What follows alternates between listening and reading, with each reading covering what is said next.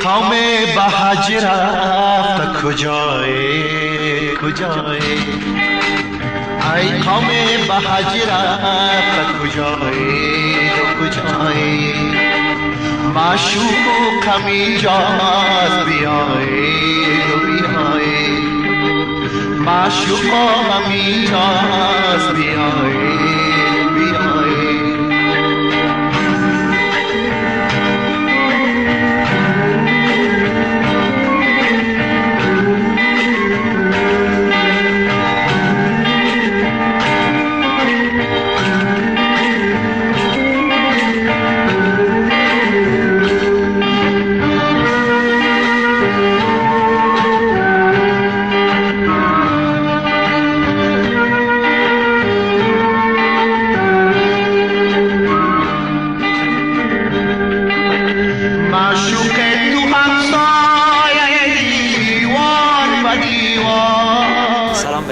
به امید صحت و سلامتی هر چی بیشتر شما بازم شما را به برنامه نوازش خوش آمدید میگم و از همه اولتر عید سعید فطر به همه مسلمانان افغانستان خصوصا کسایی که در شهر کابل زندگی میکنند تبریک میگم.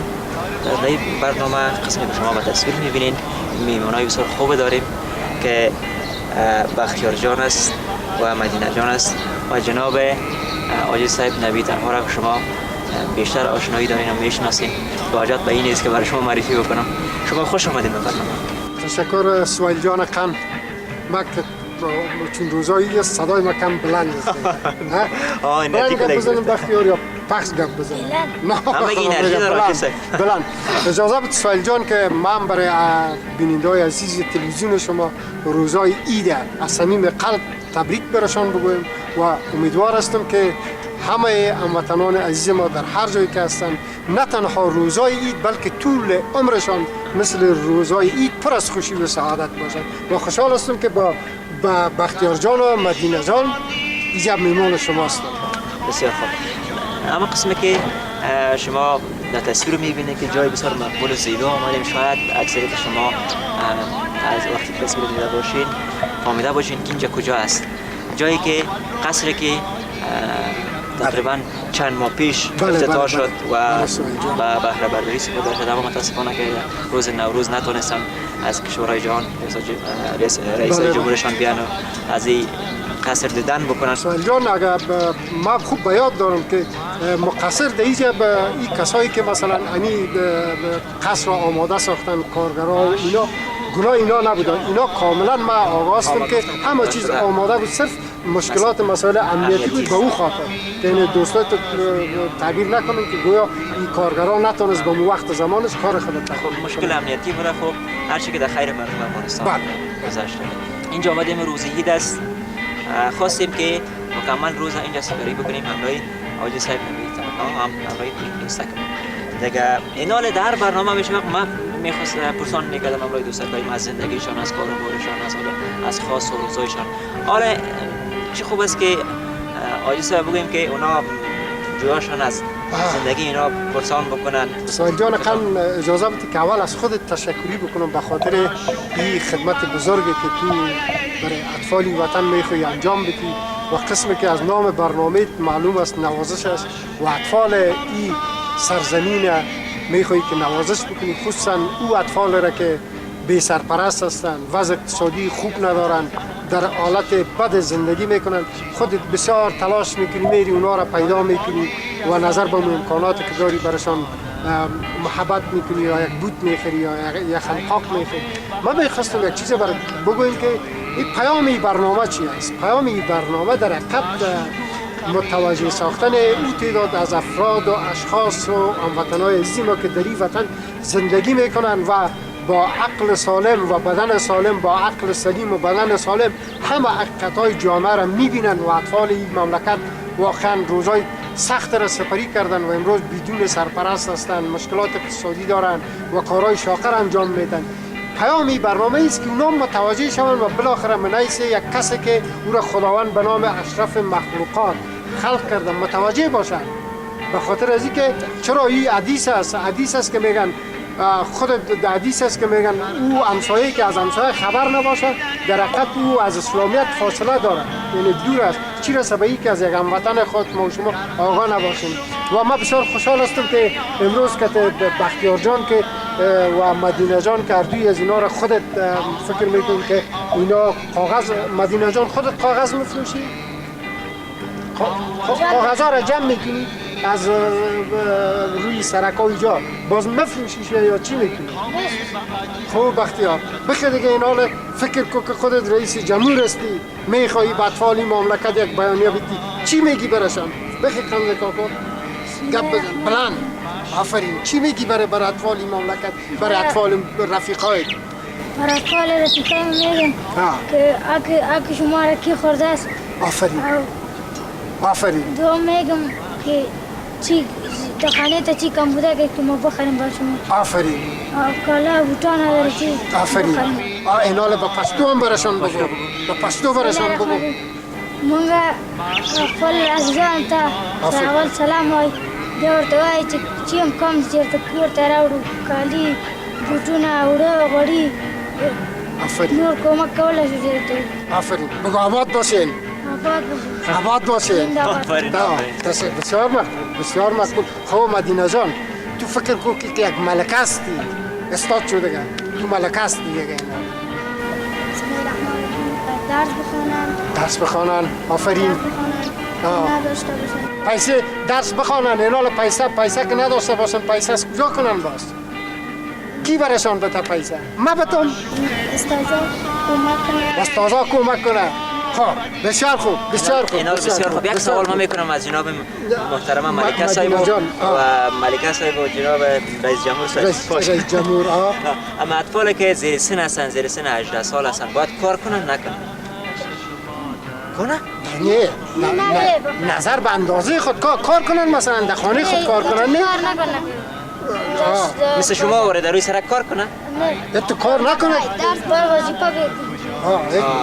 تو کار نکنه سوال جان که خشت مثلا نه اگه طالب خشت دیدی که 6-7 خانه داره و هر کدام از حداقل 2 کیلو وزن است، در مجموع 8 کیلو 9 کیلو 10 کیلو خشت اینا میور دارن که میفهمی که آینده از این اطفال چی میشه، تمام رشته‌های عصبی از اینا فلت میشه.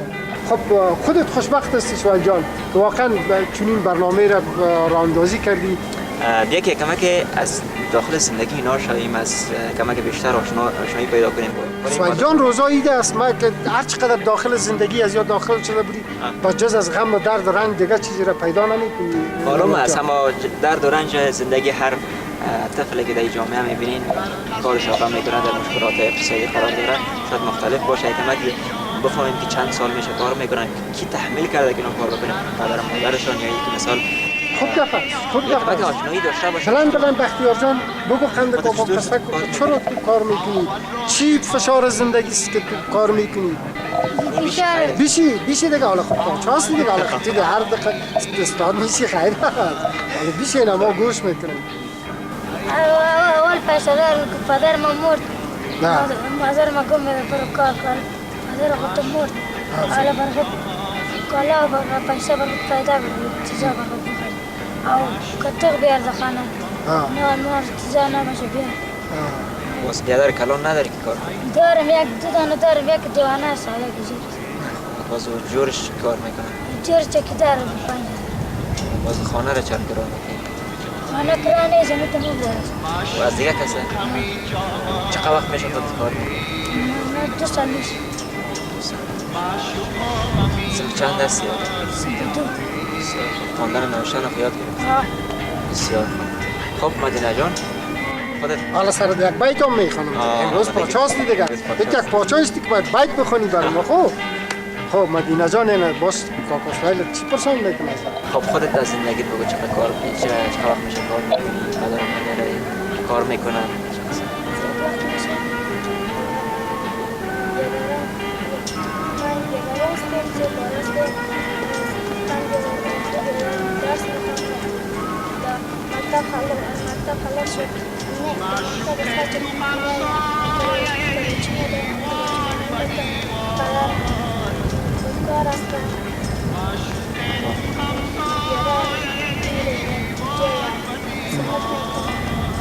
کارگری میکنه؟ باید کت رئیس جمهور و کت ملکه باید ما امروز در قصرتان آمدیم. ما در قصرتان آمدیم باید چکر بزنیم. درست است؟ اجازه است؟ اجازه است؟ میریم.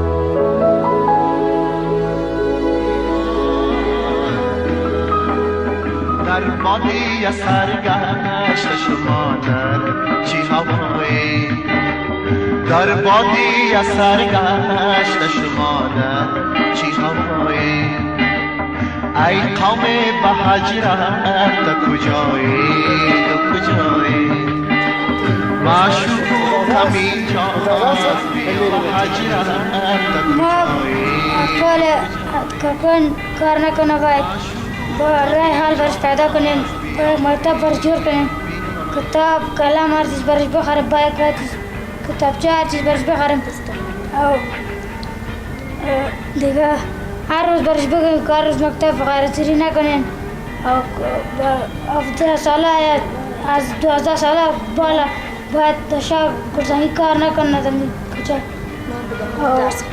ما میتو دست هنده میتو وظیفه مشد چه دا اطفال من کار وکی ونکی یو رای حل ورته پیدا کو چې مکتب ورته جوړ کړ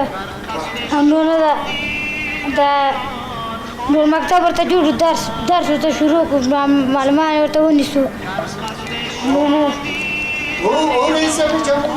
رئیس جمهور حالا کی تنبیه کنه که ما اصلا هرچی که میریم کلش قانون کلش دجیل خدا گفته رئیس چی کنیم کلش خانه است باید بکنیم که درس بخوانیم درس بخوانیم که یک چیز شویم دکتر معلم دکتر او ملکه دکتر میگی کلش خیش قوم خدا میرن دکتر مطالب میکنن واسطه میکنن که دکتر درمان کنن دکتر شود یا خواهی بوس و ایرانی چه خوب نظراتی دارن مگم کی تطبیق کنه یا راش برای خدا کلش دختر خدا دختر کاکای خدا بچه خدا نواسه خدا در پنجه تیم پیسه داره نه پیسه داره باید گم خراب است یک کار باید بکنن باید چی کنیم؟ برزیه بگیم که باید اطفال کاکن کمک کنن بخو اگه نکردن چی کنیم؟ اگه نکرده پس همه تو جزای شد همین این جاوید رو بخیر که چند مالا سرچ کنن که سوا شما نه؟ صحیح اطاعت میشه تشکر رئیس میکنم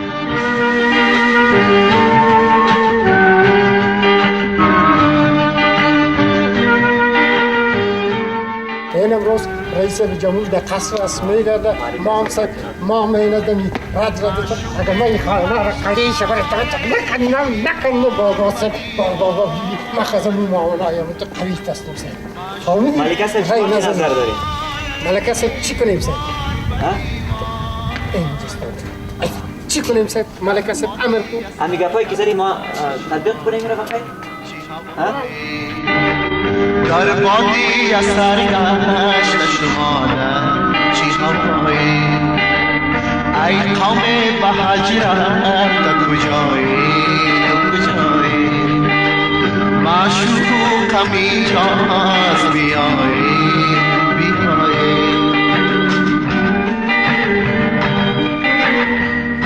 خودتان صاحب یکی اگه از بختیار جان یا رئیس جمهوری آینده افغانستان بله و از مدینه جان ملکه آینده افغانستان بپرسیم که آیا واقعا میخواین رئیس جمهور شود یا اینکه میخواین یک چیز دیگه شود؟ من آرزوهای در دلشان دارم. بدون از دیگه چی گپ است؟ بدون از بدونیم که به بختیار چی میگه.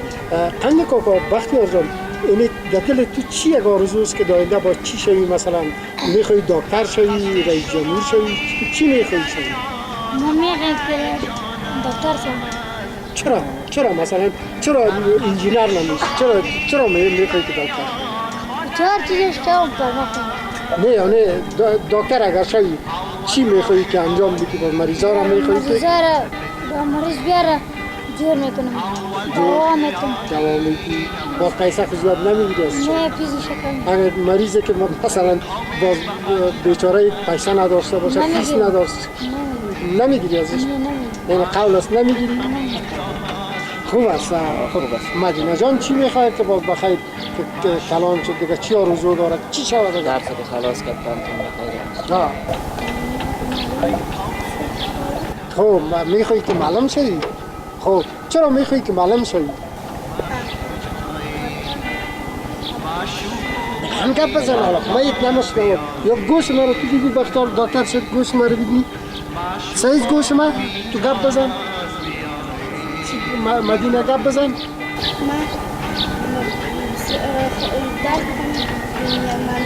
مشتوی اسماعیل جان خودت؟ والا من نمیفهم. تو ببینی دکتر شد گوش ما رو دیدی؟ گوش ما تکلیف داره بخیر. یک دفعه مدینه چیخ بزن بگو الا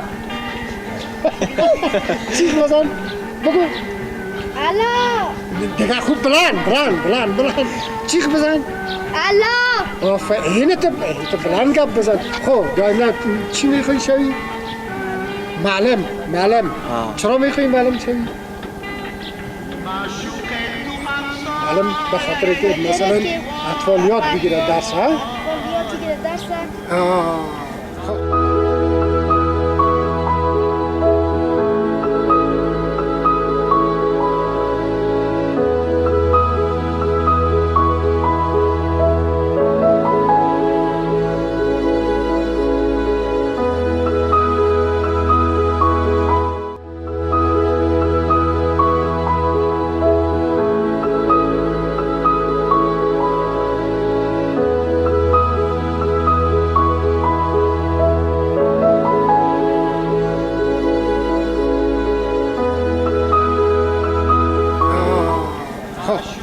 خب بالاخره سایل جان میخواه که مدینه جان معلم شود و بختیار میخواه که دکتر شود، اما گفت که من فیس نمیگیرم. ولی اگرم تا دکتر هست که مثلا یک مریض میره پیشش خدایا رو جانش خود ما شما چقدر مردم مظلوم بیچاره داریم، پول نداره، گپا نداره. شما باور کنین که اگر پیسه نتاگه دان دروازه شفاخانه نمیمونه. میگه شفاخانه اول میگه برو بسیار جای خصوصی است که میگه برو فیس تبته باز بیا که معاینه کن. در حالی که یعنی طب طبابت یک قسم دارن به نام هیپوکرات میگه قسم میخورن که میگه ما در خدمت بشر میباشیم. در خدمت بشر یعنی هیچ گونه تبعیض، هیچ گونه چیز موجود نیست، فقط در خدمت بشر، یعنی به خاطر تداوی از باید کار کنه. بدبختانه حالا که اون پول نداشته باشی خلاص خدا کنه امید است که دکتر صاحب آینده افغانستان تو نشه. نه حتما دیگه اگر پول نداشت کسی باز نمیگیری از پیشش. نامخواه. خب دیگه میشه که از بختیار کنم سوال داشته باشید. خب در دوری در سن سال که شما هستید کدام فکایی، کدام خاطری جالبی، کدام خاطری تلخ و ترخی چیزی در دلتان هست نیست مثلا؟ آفرین هست کدام فکایی یادت هست بختیار؟ نه خب خیلی میشه که رفقای جایی که کار میکنی جنگ کرده باشی سر یک چیز یادت هست؟ جنگ کردی؟ سر چی جنگ کردی تو بگو؟ سر یک قلم. سر قلم؟ چی رقم بود قصه شکو برای ما؟ چی خانه بودم ما کارخانگی خانه بیشتر میکردیم. آفرین. او آمد از دست ما قلم گروه مایده کن. ما گفتم توانه با تو نمیره دیگه دو میتونیم. چی رقم جنگ شدن؟ بکس لغت. الله چند بکس زدی؟ 3-4 بکس زدم ما اجازت. چیست نامش؟ نامش چیست؟ رشید. خیلی این حال دیگه روزا ایدی است از طریق کمره تلویزیون براش بگو رشید جان بگو ما خود جنگ کردیم سر قلم بود، خوب بود که سر پیسه و زمینی گپا نبود. سر قلم اگر جنگ هم میشه گپ نیک سوال جانه این حال بگو که خفه نباشی از ما بگو براش جان از ما خفه نباشی یک قلم تیز آفرین یک قلم برات میخرم دیگه بگو قلم برات میخرم دیگه بگو دیگه خفه نشی که جنگ نشی جنگ نشی ما تو اشتی دیگه خلاص موضوع بگو صلح نام بسیار این امان برسید خب مدینه جان خودت در سر گودیگ میگه جنگ کردی؟ تو جنگ کردی مدینه؟ یاد برد الا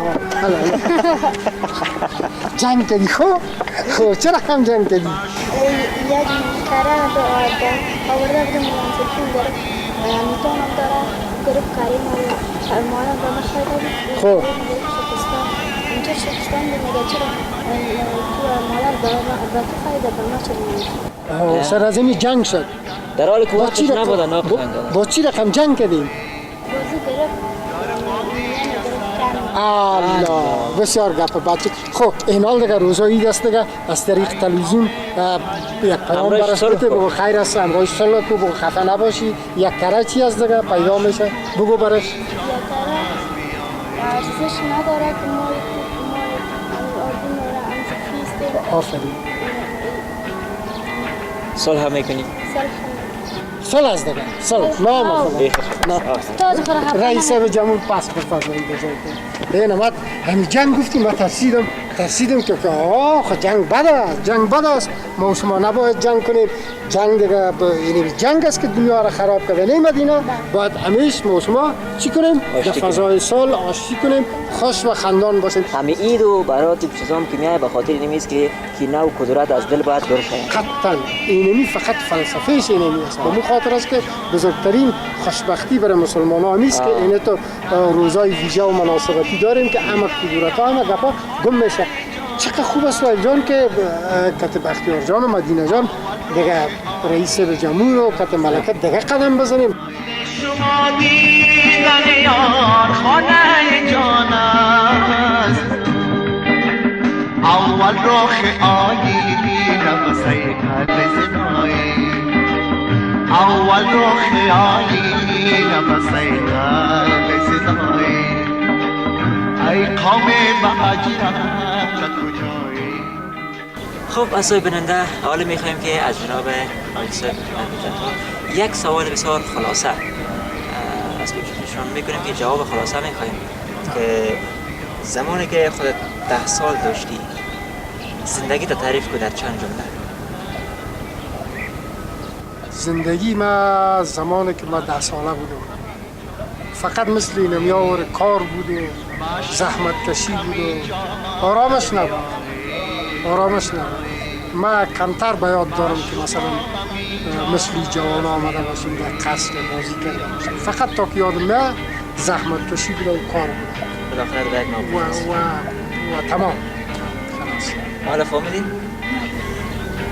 که عادی صاحب چی گفت که در زندگی زمانی که 10 سال داشت این خرد بود اونا هم مشکل داشتن کار میکردن شما تو فکر نکنین که ما هستیم که کار میکنیم کسایی که امروز بزرگ هستن اما تو شادوخ بوره خورد بودن و یکی شهزاده بوره خورد بودن و بالاخره کلان شدن و مشکلات ندیدن دیگه شما مایز نباشین حرف آخر چی است تنها صاحب در قسمت آخر برنامه هستیم ما به سویل جان از خودت باید اظهار سپاس بکنم که در این برنامه زیبا مرا دعوت کردی و در طول زندگیم که ما در چقدر برنامه‌های تلویزیونی رفتیم مثلا کنسرت بوده این بوده خوشترین زیباترین برنامه برای این برنامه و این از تای دل میگم چرا ما وقتی که با این نوجوانک‌ها میگردم خودم یادم نه هم دوران خاطره که خودم یادم نه اینا خوشبخت هستن حداقل مثلا امروز که یاد میشن نه تلویزیون هستن و بسیار هموطن‌های نیک و خوب دارن که از اینا یادآوری میشن در بخش‌های مختلف چنانچه مثلا فراجان دریا یک برنامه بسیار خوبی را برای اطفال گرفتن مثل از این ده ها گپ دیگه اون زمان‌های ما این گپ‌ها نبود این کار بود زحمت کشی بود بر صورتش گفتم امروز بسیار یک روز به یاد ماندنی و که هیچ یاد من نمیره فراموشم نمیشه یک روز بسیار خوب بود خصوصا با ملکه صاحب و با بختیار جان و ما فقط آرزوی ما این است که دیگه در وطن عزیز ما و شما هیچ وقت هیچ هموطن ما به ویژه اطفال عزیز ما روی خواری و زحمت و گپا را نبینن و همه‌شان آرام باشن خوش باشن و سالم تربیت شوند تا بتونن برای وطن عزیز خدمت کنند بسیار زیاد تشکر. اعضای بیننده، با امیدی که تا هنوز لحظاتی که گذشت، دقایقی که گذشت در برنامه خوش گذشته باشد، در قصر زیبایی که ما دیدن کردیم و از دوستای خوبی که همسفر نوازش ما بودن خوب گذشته باشه. زیاد پرحرفی نمیکنیم، با هم خداحافظی میکنیم. خداوند یار و مددگار همه ما شد. معشوق همین جاست، بیایید و بیایید. معشوق همین جاست، بیایید